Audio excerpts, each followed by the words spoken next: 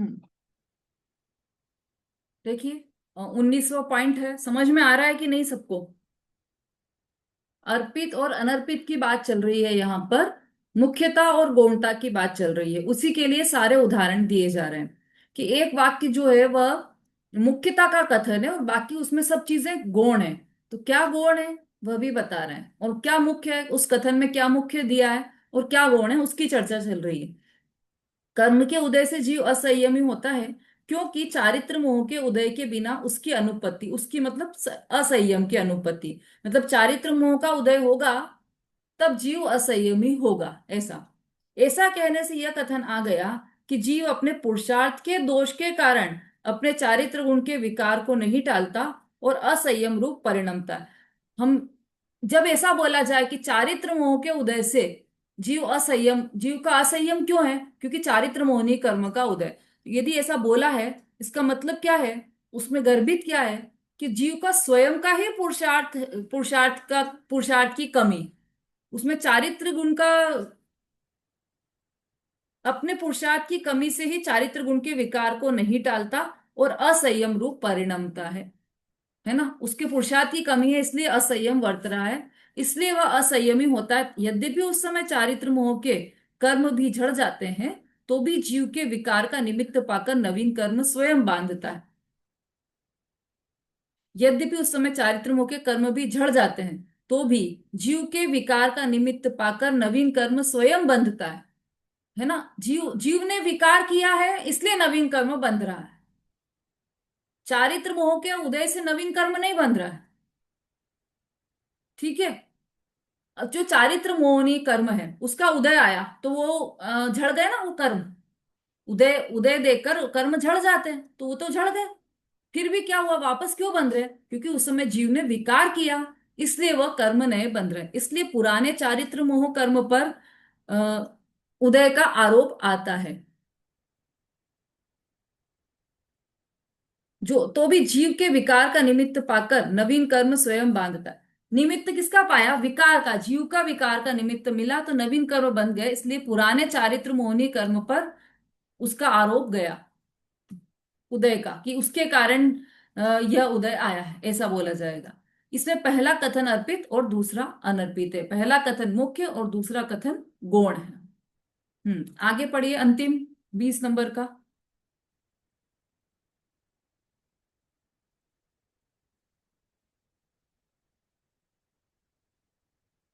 हाँ पढ़िए। कर्म के उदय से जीव उधरलोक, मध्यलोक, अधोलोक में जाता है, क्योंकि आनुपूर्वी कर्म के उदय के बिना उसकी अनुपत्ति है। ऐसा कहने से उसमें यह कथन भी आ गया कि जीव की क्रियावृत्ति शक्ति की उस समय की वैसी योग्यता है, इसलिए जीव ऊर्ध्वलोक में, अधोलोक में और त्रिलोक में जाता है। उस समय उसे अनुकूल आन पूर्वी नाम कर्म का उदय संयोग रूप से होता है। कर्म परद्रव्य है, इसलिए वह जीव को किसी जगह नहीं ले जा सकता। इसमें पहला कथन अर्पित और दूसरा अनर्पित है। हाँ देखिए, कर्म के उदय से जीव ऊर्ध्वलोक, मध्यलोक और अधोलोक में जाता है, क्योंकि अनुपूर्वी कर्म के उदय के बिना उसकी अनुपत्ति है। अनुपूर्वी कर्म क्या होता है? नरक गत्यानुपूर्वी, मनुष्य गत्यानुपूर्वी, देव गत्यानुपूर्वी, तिर्यंच गत्यानुपूर्वी, ये जो कर्म है ना, आनुपूर्वी कर्म, मतलब हमने पढ़ा था पिछले अध्यायों में ये आनुपूर्वी कर्म क्या होता है। मतलब जैसे जिस गति में जीव को जाना होता है, तो विग्रह गति में वही रूप, मतलब उसी आकार में आ जाता है। जैसे उसे तिरंच गति में जाना है, तो वो तिरंच का आकार ग्रहण कर लेता है, और वहां पर वहीं से उसका तिर्यक गत्यानुपूर्वी नामक कर्म का उदय हो जाता है, विग्रह गति से।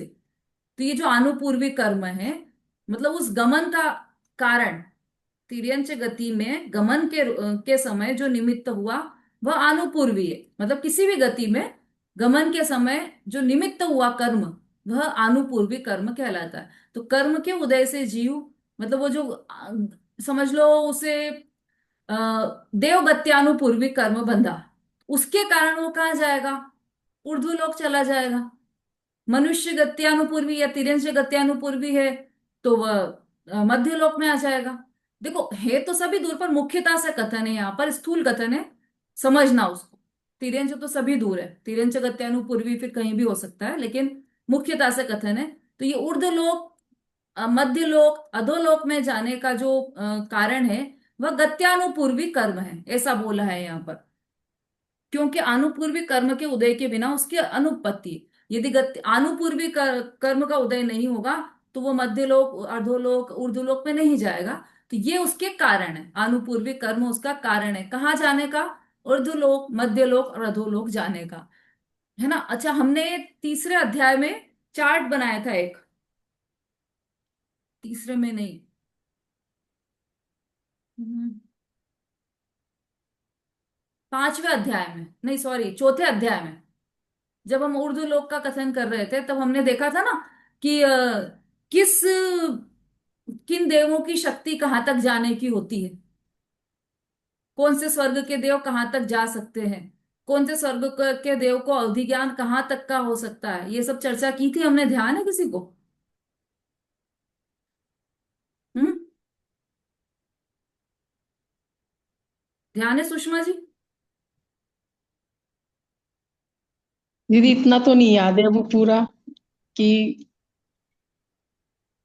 नहीं, ये तो ध्यान है ना, चर्चा की थी हमने, ये तो ध्यान है कि हाँ नहीं? हाँ हाँ हाँ हाँ, ये ध्यान है। कि इतने सातवें स्वर्ग तक के देव हाँ इतने इतने स्वर्ग तक जा सकते हैं, इतने इतने नरक तक जा सकते हैं, ऐसा ऐसा हमने चर्चा की हाँ थी हाँ हाँ ना। तो ध्यान है। तो ये हम्म। जो आना जाना हुआ स्वर्ग के देवों का, नरक के, ये नरक के तो नहीं आते, लेकिन बाकी सब भी। पर अभी यहाँ पर गत्यानुपूर्वी कर्म की बात चल रही, तो उस गति, जिस गति के कर्म बंधे हैं, जिस गति का अनुपूर्वी कर्म बंधा है, उस गति में जाएगा वो। तो उस कर्म के कारण गया ना, ये यहाँ पर प्रश्न है। पर यहाँ पर क्या हुआ कि कथन में तो ऐसा ही आएगा कि मनुष्य गत्यानुपूर्वी कर्म के कारण वह मनुष्य गति में गया। पर ऐसा कहने से उसमें यह कथन भी आ गया कि जीव की क्रियावती शक्ति की उस समय वैसी योग्यता है, उस समय जीव की क्रियावती शक्ति की ऐसी योग्यता थी कि उसे ऊर्ध्व लोक जाना था। क्रियावती शक्ति है ना, किस किस में है, कौन कौन से द्रव्य में क्रियावती शक्ति, ये भी हमारी चर्चा चल चुकी है, अनीता जी।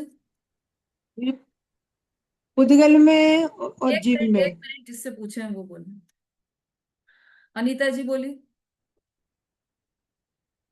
यह सत्य। मैडम इसका मेरे को पता है, सौधर्म ईशांत और उद्लोक में है, सनत कुमार महेंद्र ब्रह्मोत्तर ये उद्लोक में गए हैं, ये इतना है मैडम। हाँ, ये तो ठीक है। अभी प्रश्न ये है कि क्रियावती शक्ति किस द्रव्य में होती है?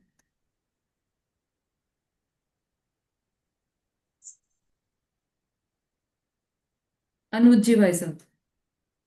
तीज अधिनयन हम्म। क्रियावती शक्ति जीत जीत द्रव पुद्गल द्रव में होती है। और धर्म द्रव्य में? नहीं। धर्म द्रव्य में जो- नहीं, वो तो गति हेतु तो है ना धर्म द्रव्य तो। नहीं, वो तो सहायक है। सहायक है ना, तो क्रियावती शक्ति है कि नहीं चलने में उसके? नहीं नहीं, उसमें नहीं है। क्यों जीव और नहीं? पुद्गल में केवल है। क्यों, कारण? कारण क्या है, कारण पता है क्या आपको कि क्यों नहीं है उसमें? कारण नहीं पता। कारण नहीं पता। चलिए, ठीक है, उत्तर तो सही है आपका। कारण बताइए आरती जी। कि ये धर्म द्रव्य है वो तो पूरे मतलब लोकाकाश में फैला हुआ है, हम्म। वो स्वयं नहीं होता, फैलने में सिर्फ सहायक होता है। हाँ, ठीक है। इसका कोई सूत्र ध्यान है किसी को?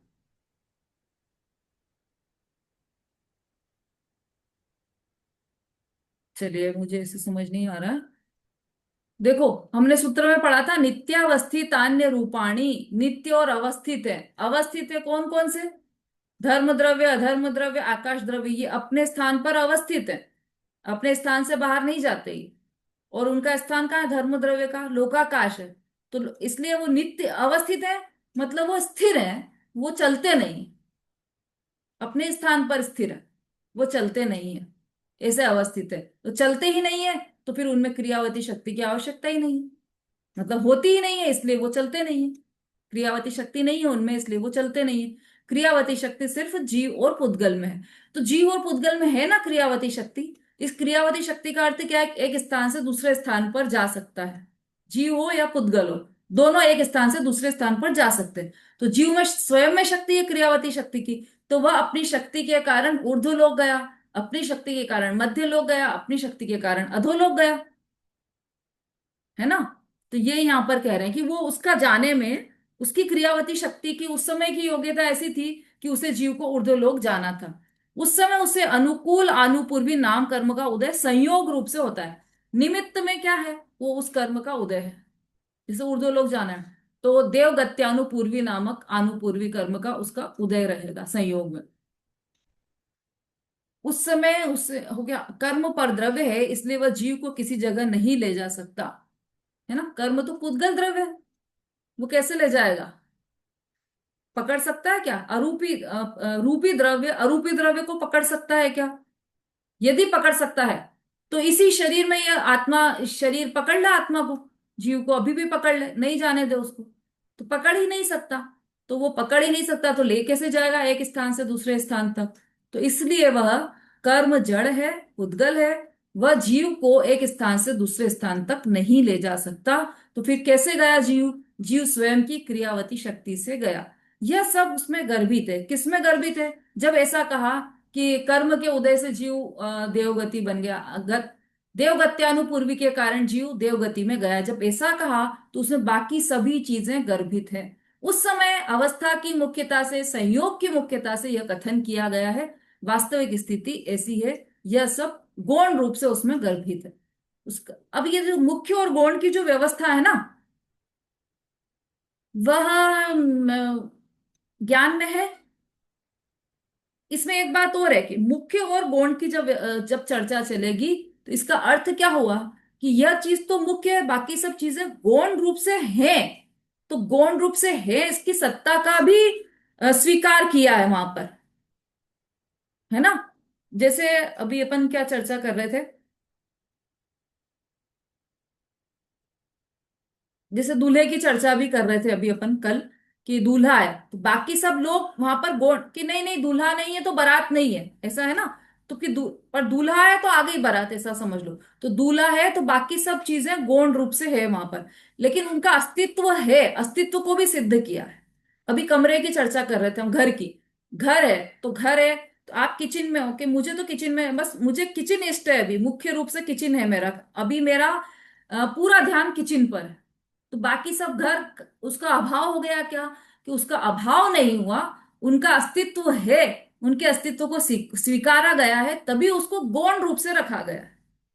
जो ये गौण शब्द है उसमें अस्तित्व का स्वीकार भी है और उस वस्तु को मुख्य नहीं किया गया है, दोनों बातें गर्भित हैं उसमें। गौण शब्द में मतलब अस्तित्व को स्वीकारा गया है।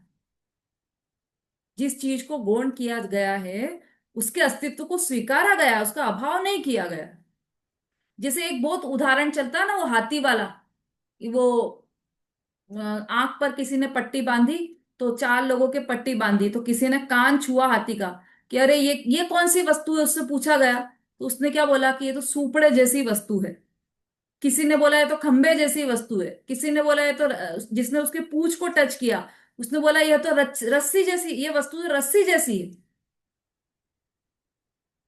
ठीक है। अब उन सबका कथन सही है कि गलत है? कि सबका कथन गलत है। अब एक आंख वाला आया, आंख वाले ने उसके कान को छुआ कि हाँ यह सूपड़े जैसा भी है, यह रस्सी जैसा भी है, यह खंबे जैसा भी है, यह दीवार जैसा भी है। अब वो उसका कथन सत्य है कि असत्य है? कि उसका कथन सत्य है। कि क्या बात कर रहे हो, यही कथन तो अंधों ने किया था, तब तो तुम असत्य कह रहे थे। यही कथन इसने कहा तब तुम सत्य कह रहे हो। कि हाँ उसने पूरे वस्तु को देखा, उसके बाद एक अंश को मुख्य करके उसका कथन किया कि हाँ यह वस्तु रस्सी जैसी भी है, उसकी पूंछ को टच करके कि हाँ यह रस्सी जैसी भी है, तो इसलिए उसका कथन माना जाएगा। ठीक है, उसके कथन को सत्य स्वीकारा जाएगा। लेकिन जिसने पूरी वस्तु नहीं देखी है और वो पूरी वस्तु को ही ऐसा समझ रहा है कि पूरी वस्तु रस्सी जैसी है, तो उसका कथन असत्य हो जाएगा। मुख्य गौण की व्यवस्था की ये बात है, उसने, जिसने आंख वाले ने ये देखा कि ये रस्सी, ये वस्तु पूंछ रस्सी जैसी है, तो उसने बाकी सब चीजों का अभाव नहीं किया है, बाकी सब चीजों का को गौण किया उसने। कान को गौण किया है उसने, पैर को गौण किया है, हाथी की पूरी सत्ता का अभाव नहीं किया है, हाथी की पूरी सत्ता को गौण कर दिया। और जो अंधा था उसने क्या किया, पूरी सत्ता का अभाव कर दिया और एक ही अंश को मुख्य रूप से समझकर उसी को पूरी वस्तु समझने लगा और बाकी सब चीजों का अभाव कर दिया उसने। तो ये मुख्य गौण यदि करता है ज्ञान, तो उसमें फिर दोष नहीं रहता। वो मुख्य करके कुछ भी कथन कर सकता है, गौण करके मतलब बाकी सब चीजों को यदि गौण किया है, तो वह फिर कोई भी कथन हो वह अपेक्षा से सत्य होगा। ठीक है, समय हो गया हमारा, और ये हमारा सूत्र भी हो गया है। इसको 1 मिनट में ये वाला जो, अच्छा इसमें और भी है, इसका ये अंतिम पैराग्राफ है, वो कल हम लेंगे। इसके बाद अनेकांत का प्रयोजन, कि अनेकांत का क्यों प्रयोजन है, ये जो है ना मुख्य गुण की व्यवस्था, यही अनेकांत है। वस्तु के अनेक धर्मों को प्रकट किया जाता है इस मुख्य गुण रीति से। मतलब ये सद्वाद की शैली शैली है कि किसी किसी अंश को मुख्य किया जाता है, किसी को गौण किया जाता है, यह सद्वाद की शैली है। तो ये अनेकांत, जो अनेकांतात्मक वस्तु है, उसका क्या प्रयोजन है, अनेकांत सम्यक एकांत ऐसा निष्पत्ति की प्राप्ति कराने के अतिरिक्त अन्य दूसरे हेतु से उपकारी नहीं है, ऐसा यहां पर इसमें बताएंगे अनेकांत का प्रयोजन क्या है। और उसके बाद ये जो चर्चा की मुख्य गौण की, उसके कारण कौन कौन से दोष का निराकरण होता है, वो सारी चर्चा इसमें आएगी। विमलेश जी, आ रही समझ में बात, है ना? तो इसमें दोष बताएं, संकर दोष, व्यतिकर दोष, ये सब आपको घर से पढ़ना है, ये इतना विस्तार से क्लास में नहीं चलेगा। पढ़ लीजिए आप, कोई प्रश्न हो तो क्लास में पूछ सकते हैं, क्योंकि इसके बाद जो अंतिम है हमारा ये वाला पेज नंबर 365 पर, अर्पित और अनर्पित, अनर्पित का विशेष, केवल वही हम पढ़ेंगे और वही हम समझेंगे। ये बीच के सारे पॉइंट्स आपको पढ़ना है, और ये इसका अंतिम जो पॉइंट बच गया है हमारा पैराग्राफ, वो हम कल चलाएंगे। हाँ, क्या प्रश्न है मंजू जी? दीदी, ये छठवां पॉइंट जो है ना, उसमें तत् और अतत जो आया है, वो कल भी आपने बताया था पर मैं भूल गई हूँ जरा। कल आप रिकॉर्डिंग सुन लेना, कल इसको पूरा डिटेल में बताया था ना अपन ने, वापस से दोबारा बताया था। तत् मतलब उस रूप से, जो वस्तु है वह स्वयं स्व से तत् मतलब समझ लो, तादात्म्य संबंध किसे कहते हैं, जैसे ज्ञान और आत्मा का तादात्म्य संबंध, तद तद आत्म, ऐसा। तो वो उसी में इंक्लूड है, उसको तत् कहते हैं। जीव स्व से तत् है, मतलब अपने रूप से तो है, ऐसा कहने से उसमें एक कथन आ गया कि जीव पर से अतत् है, मतलब पर से जुड़ा हुआ नहीं है। स्व से तो जुड़ा हुआ है जीव, स्वरूप से तो है, पर रूप से नहीं है। यह है तत् और अतत् का कथन। समता भाभी बोली। आज आज अजितनाथ भगवान का गर्भ कल्याण। हाँ, आज अजितनाथ भगवान का गर्भ कल्याण है, बिल्कुल सही बात है। आज गर्भ कल्याण है के, तो आज से क्या विशेष हुआ था, कहाँ पर हुआ था उनका गर्भ कल्याण? हम्म,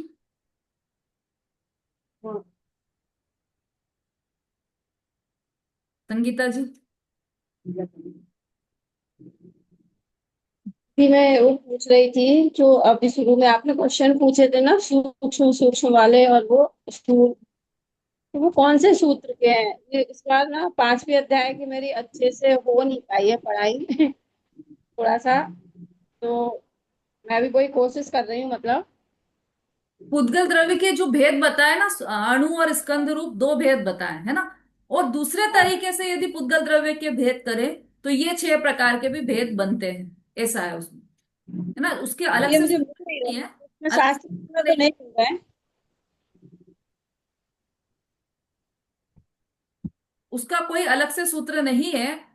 जब ये बताया कि इस तरह से दो भेद हैं पुद्गल के, तभी ये बताया था कि 6 प्रकार के भी भेद कहे जा सकते हैं। जब मैं आप मैं सूत्र 1 से रिकॉर्डिंग सुनूंगी, फिर सब लिखूंगी अच्छे से व्यवस्थित। हाँ मेरी क्या वहाँ पर वो कॉपी भी छूट गई है बैंगलोर में, तो मेरे को थोड़ा सा हाँ अच्छे से मेरा हो भी यार। हाँ ललिता जी बोलिए। ये प्रश्न कोई नहीं है, मेरे ऐसे रह गया था। और जो ये दीदी अभी सूक्ष्म सुख शिशु नहीं बता रहे, तो 346 पेज पे है ये इनके नाम। हाँ हाँ, वो तो ग्रंथ में है, सब कुछ ग्रंथ के आधार से ही चल रही है पूरी क्लास अपनी। हाँ, समता भाभी कहाँ पर हुआ है उनका, और उनकी माता का नाम याद क्या क्या है? है? चलो, अच्छा चलो ये तो बताओ कि जब वो उनका जन्म कल्याणक हुआ तब क्या गर्भ विशेष, गर्भ गर्भ कल्याणक हुआ तब क्या विशेष बात हुई थी? उनके मतलब दीदी 6 महीने पहले ही रत्नों की प्रसव हुई। हाँ, गर्भ के आने से पहले। बहुत बढ़िया। तो कितने कितने महीने रत्नों की वर्षा हुई? 6 महीने पहले, 16 महीना बराबर प्रसव हुई। 16 कैसे 15 महीने। काउंट करो आप, 16 कैसे हुए? तो छह